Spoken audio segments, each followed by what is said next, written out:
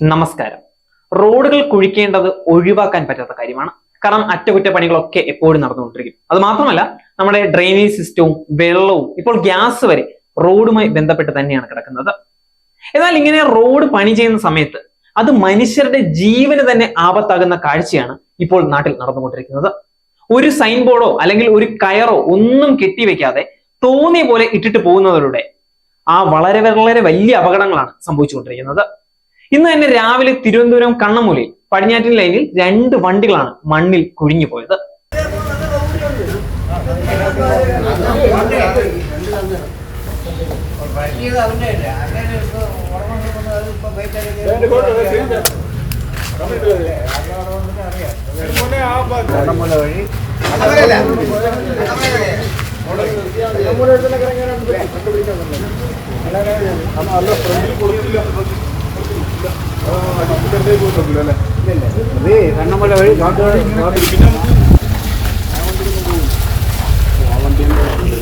അവിടെ ഗ്യാസ് ലൈനിലെ റോഡ് പണി നടക്കുകയായിരുന്നു.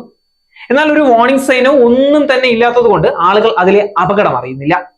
കോൺട്രാക്ടറുടെ വലിയ അനാസ്ഥയാണ് ഇത് വ്യക്തമാക്കുന്നത്. വളരെ കഷ്ടപ്പെട്ടാണ് ആ വാഹനങ്ങൾ അവിടെ നിന്നും തിരിച്ചു കയറ്റിയത്. യഥാർത്ഥത്തിൽ കുറ്റം പറയേണ്ടത് ജോലി കറക്റ്റായിട്ട് ചെയ്യാത്ത അല്ലെങ്കിൽ സൈൻ ബോർഡ് പോലും വെക്കാത്ത കോൺട്രാക്ടറിനെ അല്ല, ഇത്തരക്കാർക്ക്, ഇത്രയും ശ്രദ്ധയില്ലാത്തവർക്ക് ആ വർക്ക് കൊടുത്തവരെയാണ്.